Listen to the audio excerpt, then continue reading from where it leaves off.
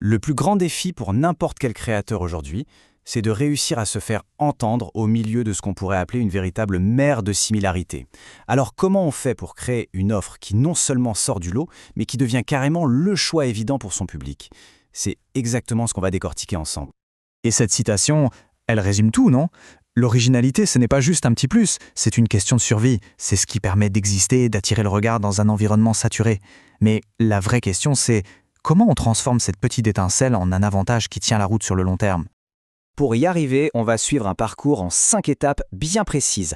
On va commencer par regarder ce qui se passe à l'extérieur, analyser le marché, pour ensuite plonger à l'intérieur, trouver ce qui nous rend unique et bâtir une identité vraiment solide. Allez, on attaque avec la première étape, qui est juste essentielle, la cartographie.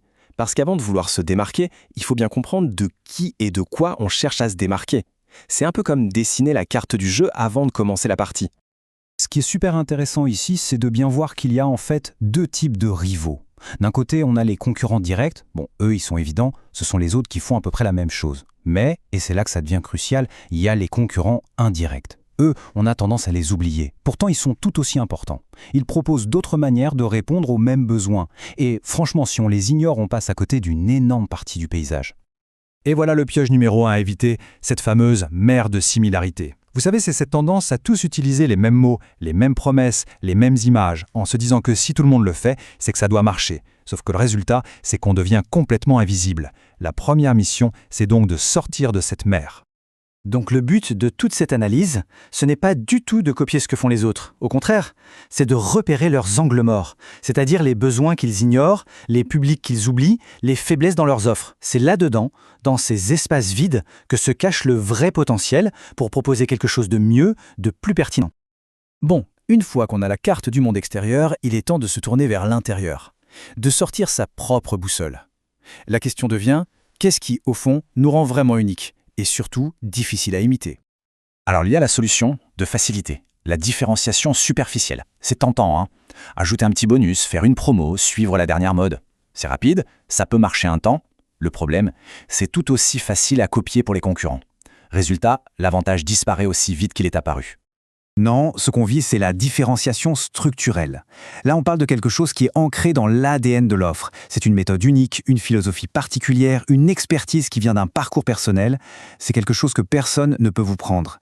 Et c'est là, et seulement là, qu'on construit un avantage qui dure vraiment. Et l'un des différenciateurs structurels les plus puissants, c'est notre manière d'enseigner. On pourrait appeler ça notre signature pédagogique. Il ne s'agit plus seulement de ce qu'on enseigne, mais bien de comment on le fait. Comment on amène les gens d'un point A à un point B. Alors quand on construit cette signature, en fait elle repose sur 4 piliers. D'abord, être soi-même, s'aligner sur sa personnalité. Ensuite, avoir des convictions fortes sur ce qui aide les gens à apprendre. Troisièmement, créer ses propres images, ses propres métaphores pour rendre le complexe hyper simple. Et enfin, et c'est peut-être le plus important, puiser dans son histoire personnelle. Sa personne ne pourra jamais le copier. Cette signature, en réalité, fait partie d'un tout beaucoup plus grand. L'identité. Parce qu'au final, les gens n'achètent pas juste un contenu. Ils se connectent à une personne, à une vision du monde. Une bonne façon de réfléchir à cette identité, c'est de penser à son archétype. Est-ce qu'on est plutôt dans la posture du guide qui montre le chemin, du mentor qui partage sa sagesse, du challenger qui pousse à se dépasser, ou de l'expert qui apporte une connaissance pointue? Trouver son archétype naturel, ça aide énormément à être cohérent. Le mot d'ordre ici, c'est la cohérence. Et attention, hein, la vraie authenticité, ce n'est pas de tout déballer sur sa vie. Non, c'est de s'assurer que chaque pièce du puzzle, le visuel, le ton, les valeurs, l'histoire, raconte exactement la même chose. Quand tout est aligné, la confiance s'installe naturellement. Ok, on arrive à la dernière étape. On a toutes les pièces. Maintenant, comment on les assemble pour construire une position vraiment solide, une sorte de forteresse sur son marché?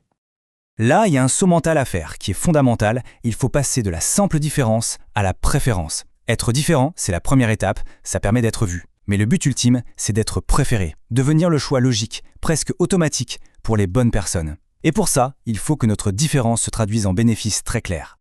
Pour bâtir cette forteresse, il y a 3 actions clés. D'abord, on combine tous nos éléments uniques pour en faire un système. Ensuite, on joue sur le contraste. On montre clairement en quoi notre approche est meilleure que les méthodes traditionnelles. Et enfin, l'objectif le plus ambitieux, essayer de créer sa propre catégorie, devenir la référence et non plus une simple option. Et tout ça, ça nous amène à la question finale. La question qui permet de savoir si on a réussi. Est-ce que notre offre est juste une option de plus dans une longue liste de choix ou est-ce qu'elle est devenue la seule solution vraiment envisageable pour le public qu'on veut aider? La réponse à cette question, c'est ça le véritable indicateur du succès. Envie d'aller plus loin? Retrouvez la formation complète et les exercices pratiques en cliquant sur le lien dans la description.